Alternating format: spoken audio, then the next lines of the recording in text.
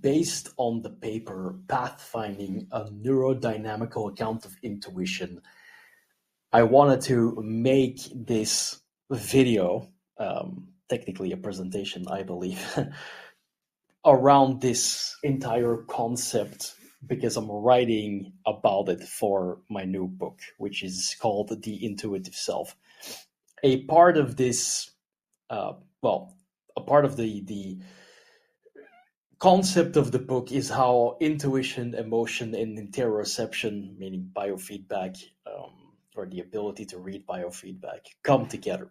So this has multiple layers. I mean, it has many layers. Like, we're going to go into a huge aspects of neurology, the neuroscience. It's a pretty extensive book. Then into effectively how encoding profiles work, which is how you process information. That is going to be explained in various degrees as well. Like, that's the idea anyway, to make it as not just extensive for the sake of extensive, but as extensive as possible in terms of helping us understand how intuition and interoception and emotion come together and come to be. So I think that's kind of the gist. Hence, making this video, or this part of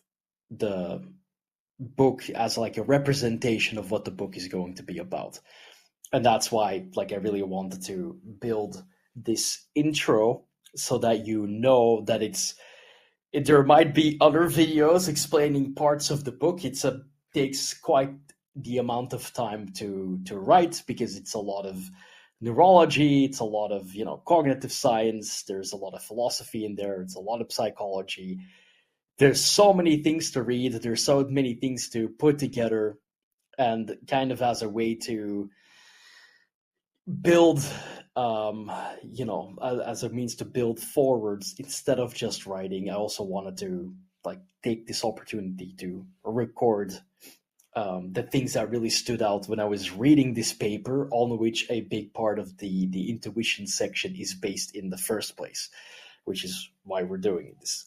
So that is the intention with which I kind of conceived of this video, and that it's just a different delivery mechanism, and that it would also contribute to the process of writing, at least in some ways.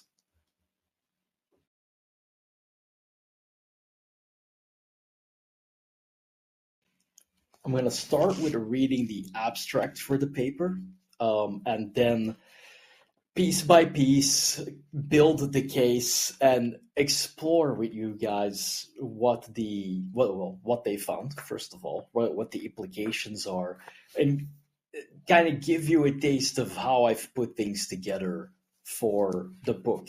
And yeah, it follows a similar type of build up for this video, I suppose, in certain ways, which is good.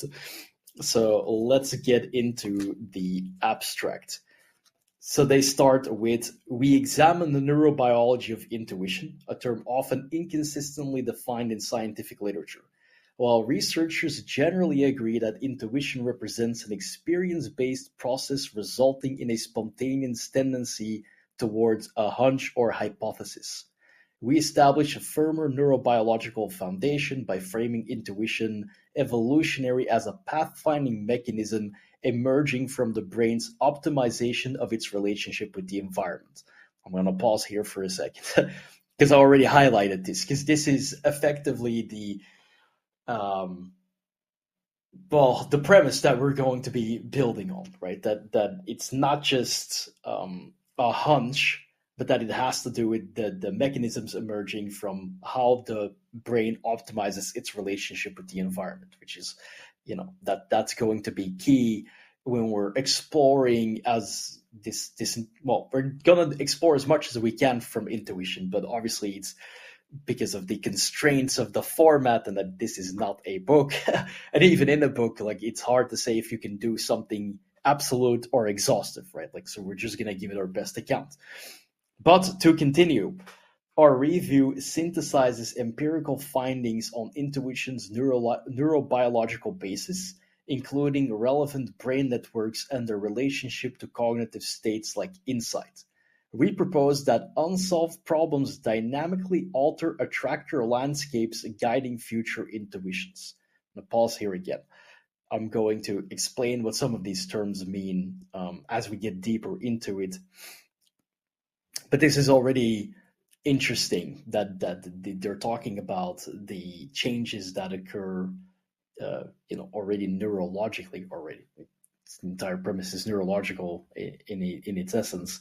An attractor landscape, if we can just kind of define this loosely so you understand what we're getting into, it has a lot to do with how the neurology builds itself to a state in which it tries to keep coming back to, right? So the landscape is built in such a way. I think like the best way, like they do this representation of, like, imagine that it's like a landscape with a valley, and that if you put a drop of water at the top of the valley, it's going to roll downhill.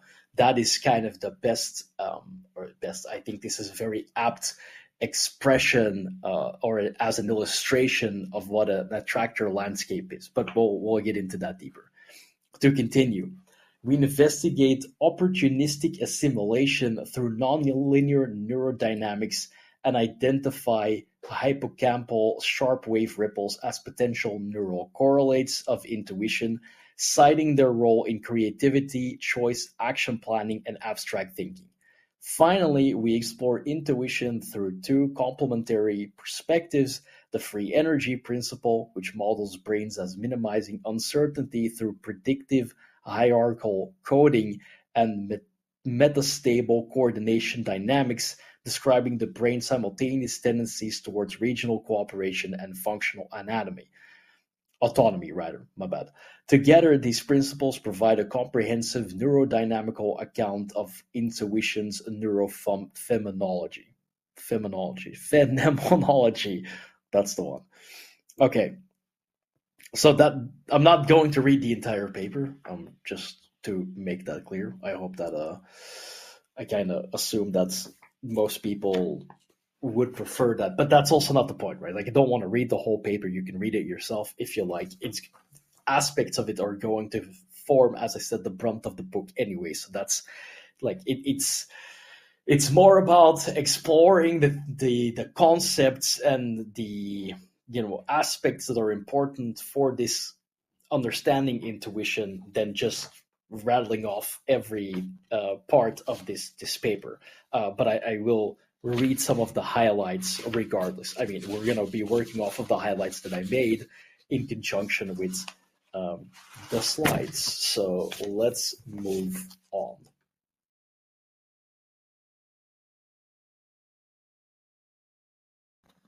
So before we get deeper into the entire premise, we're also going to have a little look at the historical perspectives.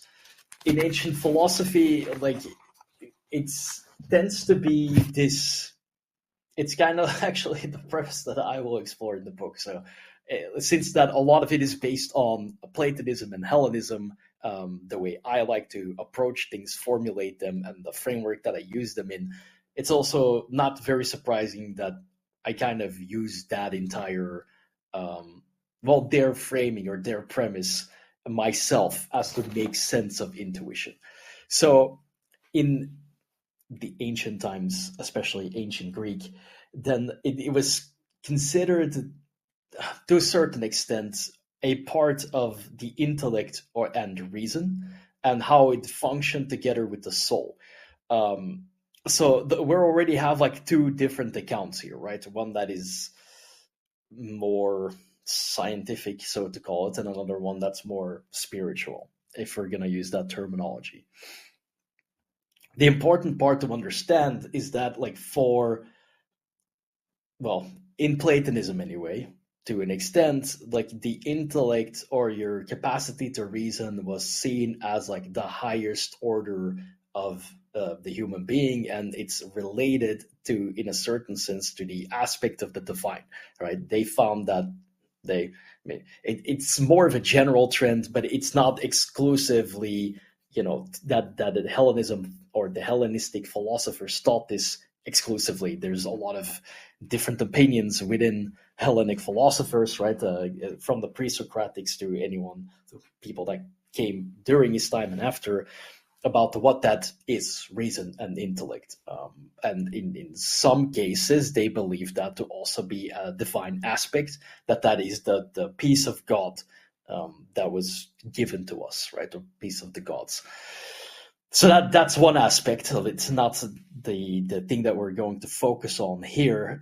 The other aspect, so we already talked about soul, or I mentioned it. Now we're going to kind of deepen that principle to a certain degree. It's going to feature in the book because I have an entire metaphysical premise that I will explore there that goes through many different layers. So I'm not going to just go into that yet. The main thing that I wanted to say is that a part of intuition that is conceived as coming from the soul, there's an entire Platonic theology or metaphysics in here. One that Socrates in the Apology that stands out. It comes in different dialogues, by the way, so it's not just exclusive to the Apology. Is that his inner daemon, this guiding spirit, typically tells him what not to do, or gives him a sensation of that something is wrong and that he shouldn't do it, or something isn't right.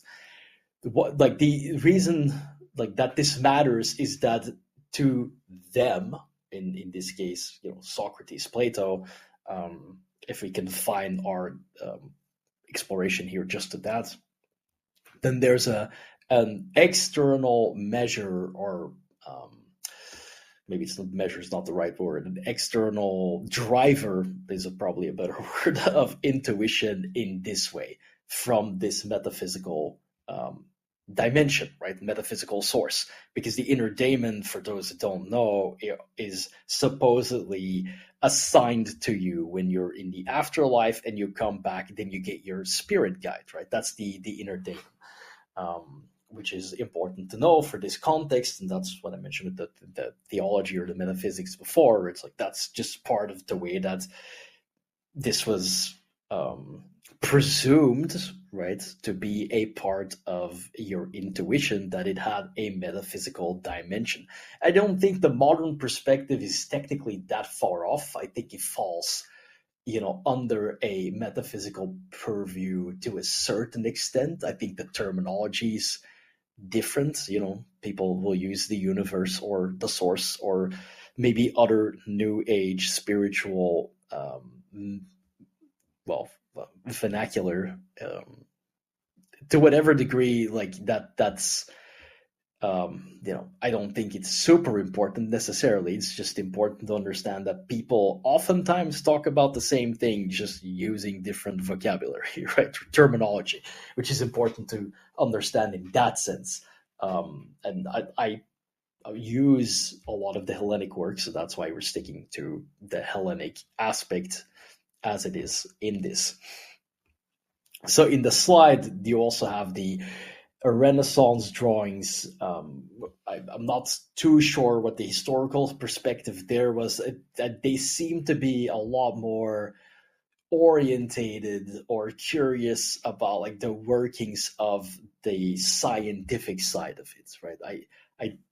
I'm not going to give you an entire backstory on the Renaissance, because that is really not my area of expertise at all, or even area of curiosity.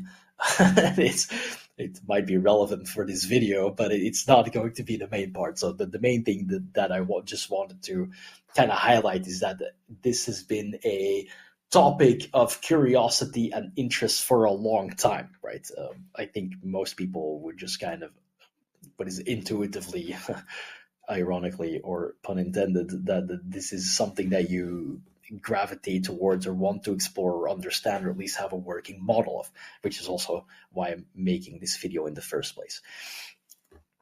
So if we kind of follow that more scientific view or trend, then we kind of land into today's sphere of modern neuroscience. And that's exactly where a lot of the dialogue or exploration and the video will center on, right? Like I'll kind of deep diving in aspects of modern neuroscience and neurology because it's just so interesting.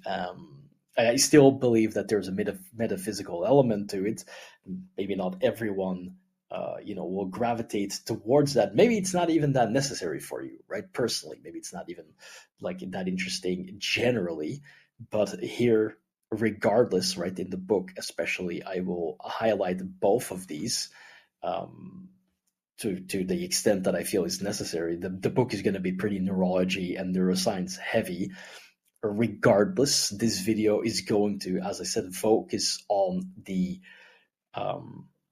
paper of the pathfinding paper that I started the intro with. So we're going to spend a lot more time, in this modern phase of neuroscience, explaining or at least exploring what intuition means to us currently and how we can build a model around that is, if not insightful, maybe applicable or something that we can apply in real life, right? That's the eventual goal with the book as well, that you do the practices so that you experience a heightened intuition, interoception, and emotional landscape.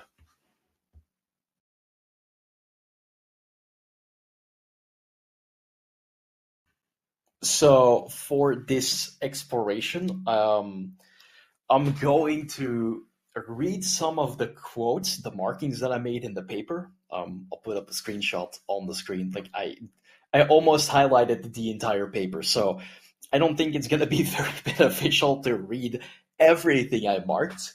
I'd rather relate some of the key concepts, right? Especially now that we're in the neurology section, and brain areas, right, that are involved in neuroanatomy, and kind of highlight these um, facets of the paper and how they relate to the book. So that is going to be the main thing.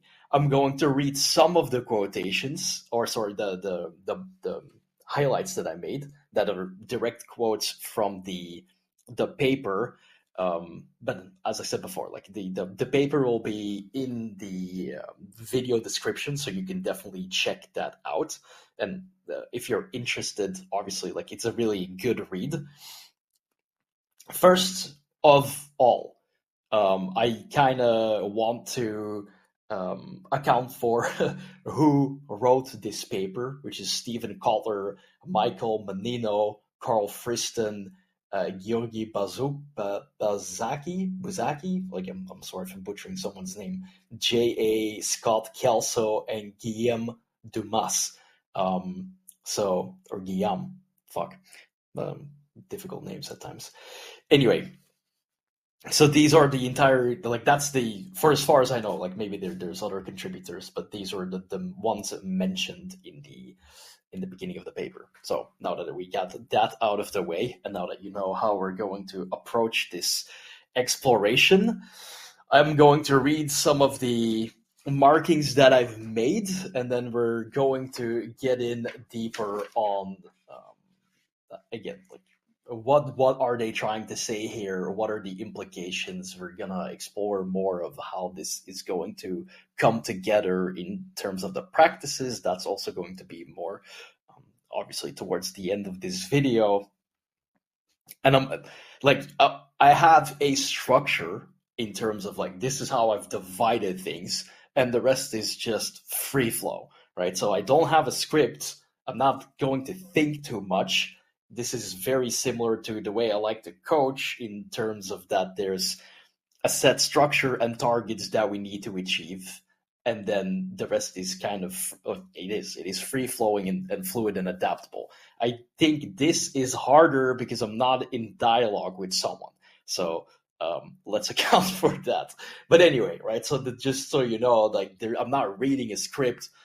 I'm just going to read the quotes that I have available in this paper, and then just try to explain it or position it in a way that you can understand, hopefully, right, what this paper is on about, just in general, which you already get, but that what it implies towards your relationship and cultivation of intuition, right? So that's kind of an additional preface to the entire thing. So with that out of the way, let me read one of the first markings that I made, which goes: the influence of emotional states on intuitive judgment is interesting, with positive moods enhancing and negative moods impairing the ability to intuitively make coherent judgments.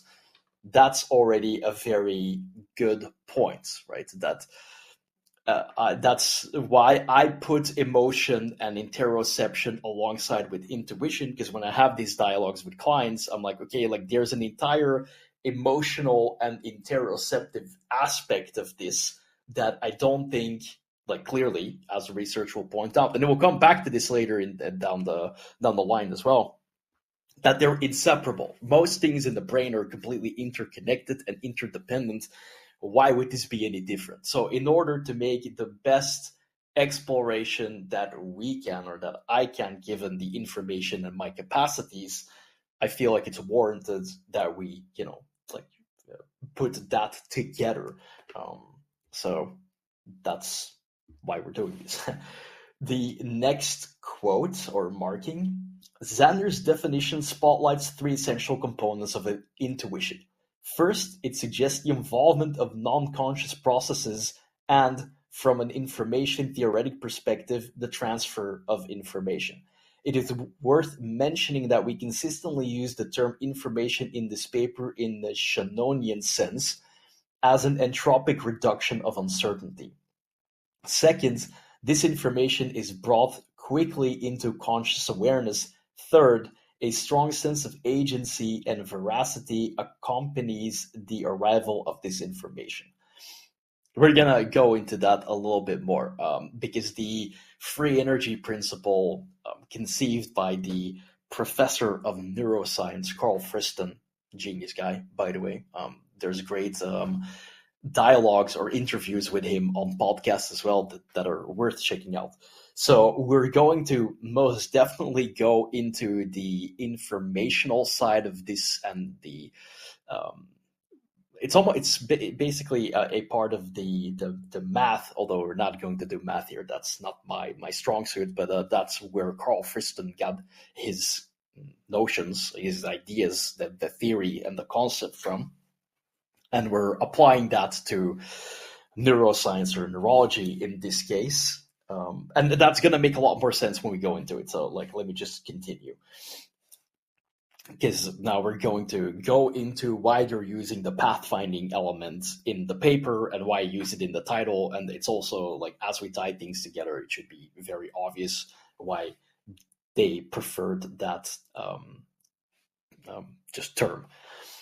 To explore this concept further, we introduce the term pathfinding. In robotics and computer science, pathfinding commonly refers to the process an agent uses to find the most efficient or optimal path through an environment. Here, we aim to expand the definition to account for biological pathfinding necessities, including how an organism perceives and processes its environment, encodes spatial information, and tests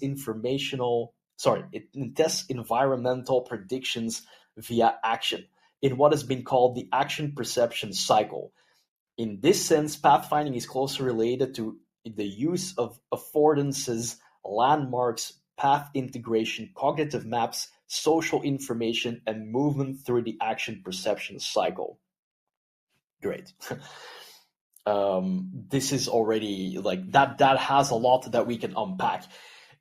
Although, to make it very concise, right, the pathfinding is essentially how the agent or the organism, which is kind of like in reference to the agent, right, is how he or she, it finds his you keep going towards his, I'm a guy, so, go with it. How he finds his way through the environment in the most optimal way. So they call that coupling as well, right? The more tighter you're coupled, the better the relationship between you and the environment. And we're like, if the video allows for it, we're gonna also like go into how that infers in models. Like they talk about that in the paper as well. But again, like because the density of the beginning of the paper is what it is, we're going to spend more time on this section, and then like the other segments are, I presume, are going to be shorter because we don't have to like parse that much information since we're doing most of the setup now. So yeah, right. It's really all about like the last quote about how the agent upgrades and couples and uses the environment to become, well, in this case, more intuitive, right? To find its way in that entire environment. So the next part is going to introduce the free energy principle. So I'm gonna do that elaboration with the multiple quotes that they have, and just kind of try to put it together so that it's coherent. So, from a technical standpoint, this form of intuitive navigation can be approximated as paths of least action through belief space, where, under the free energy principle, such paths are modeled as minimizing the integral of variational free energy over time, effectively optimizing posterior beliefs about the causes of sensory input. We propose that such intuitive directional signals emerge from a dynamic embodied inferences over possible future states. So here they added like an additional part. I'm skipping over some parts, right? This is how intuition moves not just towards correctness, but towards coherence and action. Functionally, then we see intuition as an embodied, non-conscious pathfinding mechanism that helps an organism decide where and how to move next, wherein in cases like mathematical intuition or metaphorical intuition, we are considering the solution, that is the answer to a math problem or the meaning of a metaphor, as a destination, the final step in a path.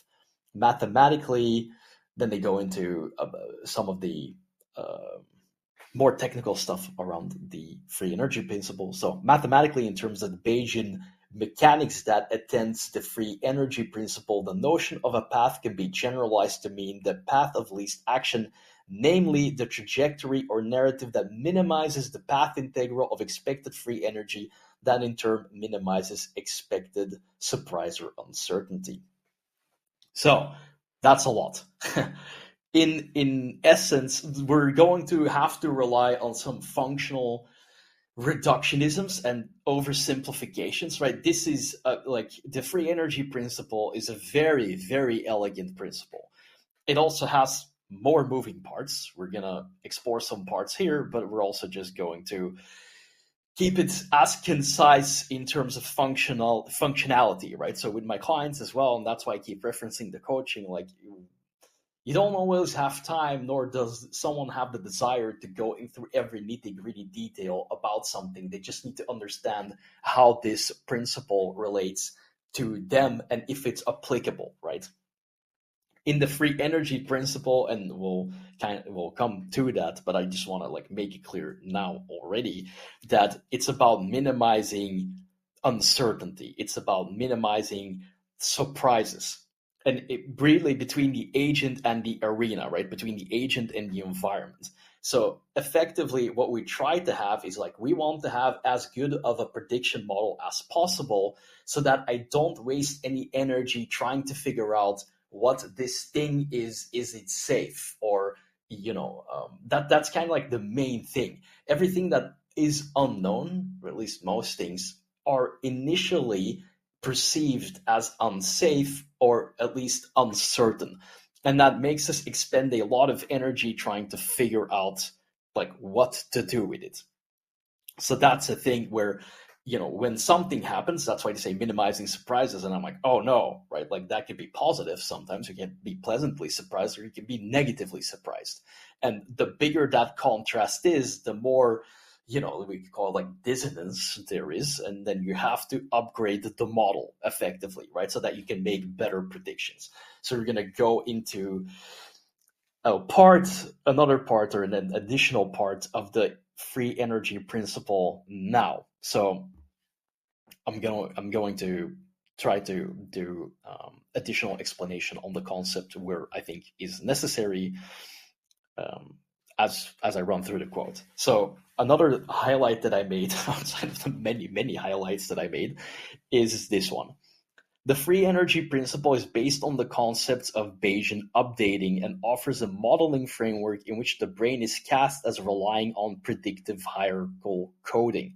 It posits that the brain and potentially all living systems use prediction to minimize uncertainty as quantified by free energy and resist disorder. This is going to be something that I'm going to highlight.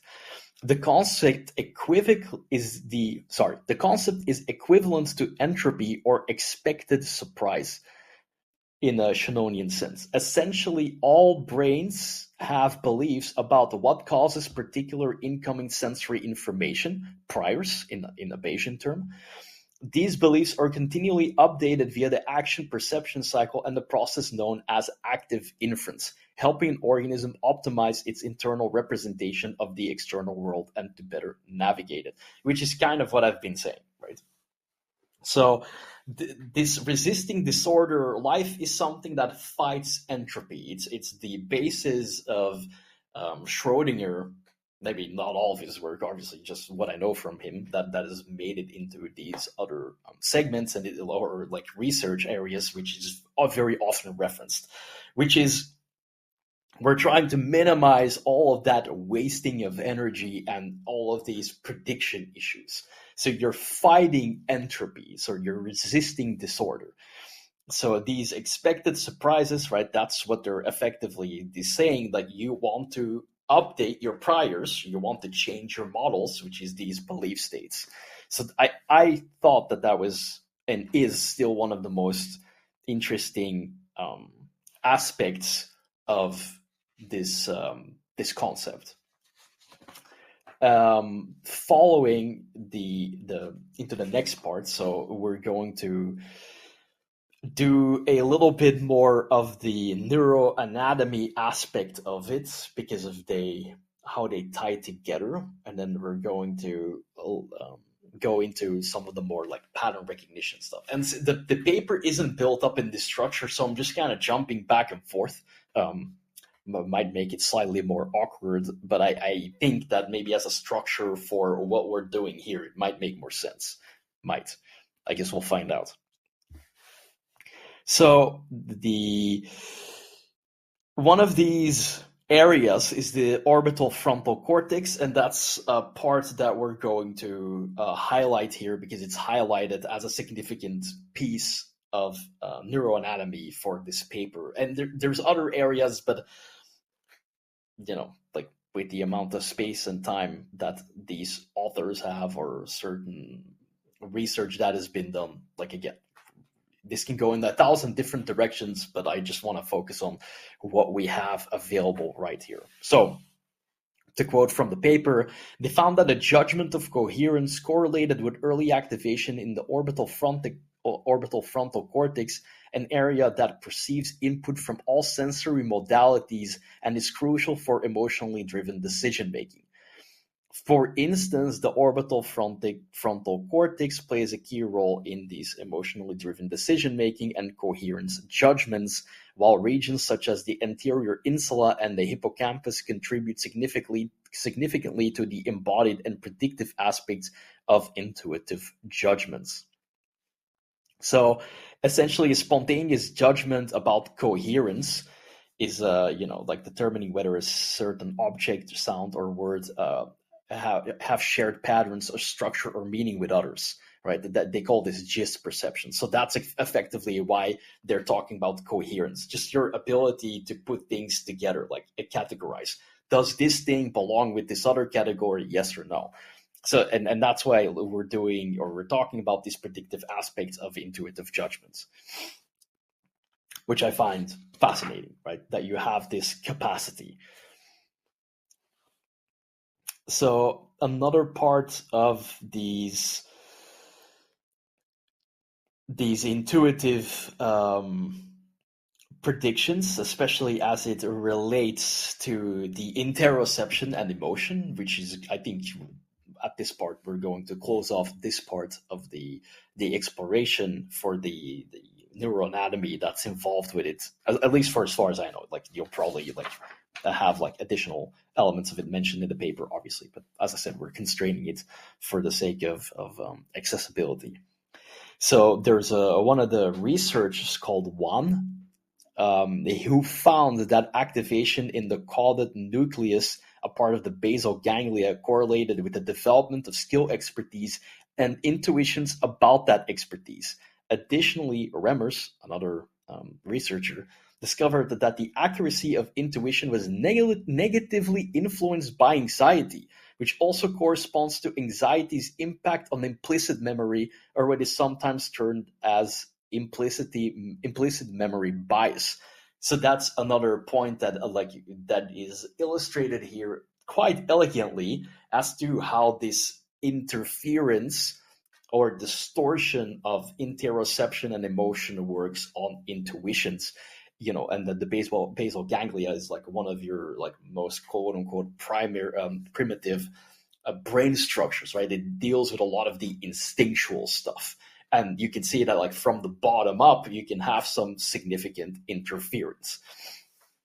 So I think that we're going to use the last quote, right, for this section, and that is in the intuitive condition there was an activation of the left orbital frontal cortex, the precuneus, the intraparietal lobula, and bilateral interior insula. The bilateral interior insula is intricately connected with the orbital frontal cortex and is known to be involved with interoception and the accuracy of interoceptive feelings, which connects the beginning of this part, this section, very well with the end of this section, where we rely on so much of the emotion and the interoception in order to make good intuitive judgments. And I try to make it a huge piece of each book where I talk about that you have to take care of your physiology and your biology, neurobiology, right? They all come together. And this is going to be a huge part of the book. Actually, like a lot of the book is structured around that core principle. So with that being said, like let's move on to the next part.